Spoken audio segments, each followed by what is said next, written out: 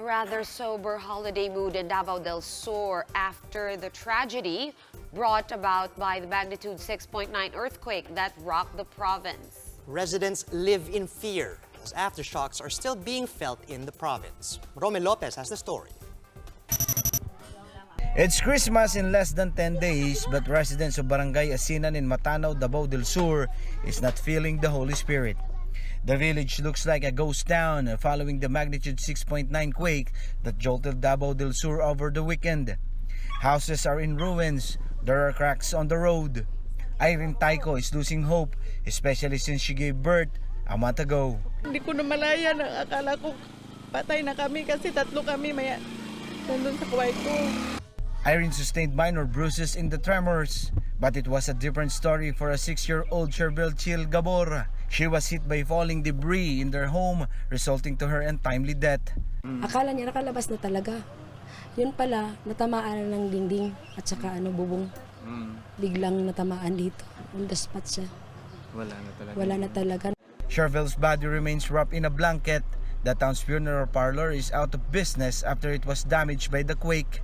Cherbel is just one of the figures in the death toll, which has now risen to 7.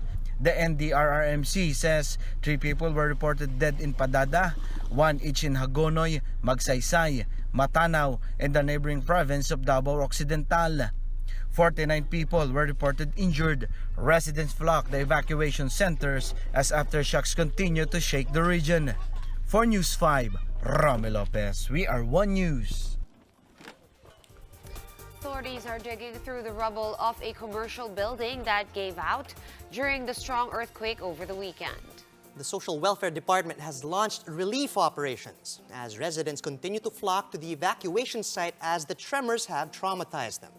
Let's get more on this from Jem Avancenia. She's reporting live from the town of Padada, where a state of calamity has been declared. Hi, Jem. Hi, Sean and Charles. As of this time, the retrieval operation here in Padada, Davao del Sur is still ongoing. Using heavy equipment, response teams are now demolishing what's left of the 3-story commercial building that collapsed in the earthquake last Sunday in Padada, Davao del Sur. According to Bureau of Fire Protection Region 11 Director Fred Trajeras, they couldn't detect any sign of life in the ruins, and all of the workers in the establishment have been accounted for. He also said that the Bureau hasn't received additional reports on any missing person. Last night, they retrieved another corpse.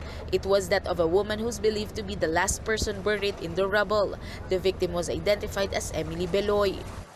Meanwhile, the number of affected families in Padada rose to 3,311.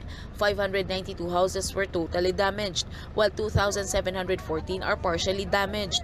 The Department of Social Welfare and Development Office is now conducting relief operations. The DSWD already provided like 2,000 family food packs, and we have also an additional of 1,000, so more or less a total of 3,000 family food packs. The remaining 500 will be delivered today, and we also provided laminated sacks and family tents. Residents continue to put up tents despite the bad weather at the evacuation site in Barangay Quirino. They decided to stay here because of fear that their houses will collapse in the aftershocks. Ang kon sa gobyerno gani ba? Kani pinalit mo ginako niyo. Dili na isyu. Di naman katrabaho gol.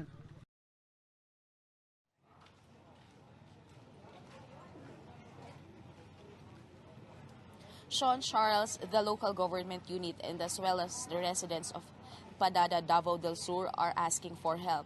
They are in need of tents, foods, medicines, and personal hygiene kits. Sean, Charles? Thanks for that, Jem. That was Jem Avancenia reporting to us live from Davao del Sur.